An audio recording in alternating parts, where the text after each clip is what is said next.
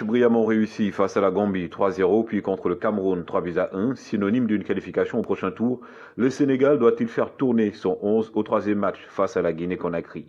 La réponse à la question de savoir s'il faut faire tourner le 11 de départ face à la Guinée peut à la fois être positive comme négative. Exemple, le Sénégal aujourd'hui dispose d'une bonne profondeur de banc. Mais l'adversaire est-il vraiment faible? Le contexte avec l'avance des 6 points est-il favorable aux Lions du Sénégal? Et pour parler, pour mieux même comprendre les facteurs qui peuvent inciter une équipe dans la situation du Sénégal et aussi à Aliou Cissé de faire tourner son 11, il faut au départ également faire le troisième match de poule et aussi s'assurer d'une confiance et gagner et remporter même ces 2 premiers matchs ne signifie pas pourtant pour le Sénégal qu'ils vont terminer premier de leur poule. La première raison aujourd'hui qui pourrait pousser Aliou Cissé à faire tourner et de faire reposer ses joueurs clés pour permettre à l'équipe également de pouvoir retrouver cet équilibre physique et aussi d'éviter les risques de blessures pour le match du deuxième tour où l'intensité sera assez forte. Une démarche qui offre sans doute, bien entendu, l'occasion à d'autres joueurs de l'équipe de faire preuve et d'acquérir de l'expérience pour les matchs à venir. La deuxième raison peut être également stratégique et avantageuse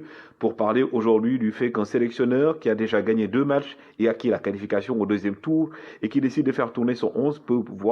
avoir envie d'évaluer la performance des joueurs qui n'ont pas encore eu la chance de jouer et de débuter dans la compétition. Pour le cas spécifique du Sénégal, cela permettrait également d'ajuster les techniques et les tactiques de l'équipe en fonction des forces et des faiblesses des différents lions qui, sur le banc, bien entendu, ont besoin de prendre la température, de l'intensité, de la pression, de la compétition et pour se mettre à jour dans ce tournoi. Parfois, également, dans le cas d'un sélectionneur, il peut être confiant envers ses remplaçants, un coach ayant moins d'impératif de gagner, vu que son équipe est déjà qualifiée, pour avoir envie de préserver l'énergie et la force physique des joueurs importants pour une deuxième phase de la compétition. Toutefois, si nous poussons notre réflexion plus loin, le cas du Sénégal, premier avec 6 points au vu du nombre de points, car la Guinée, deuxième avec 4 points, nécessite peut-être de maintenir la colonne vertébrale et également de gagner pour finir premier et conserver la dynamique et éviter le doute. Effectivement, sur le plan de la confiance, le Sénégal a engendré le maximum de points possibles.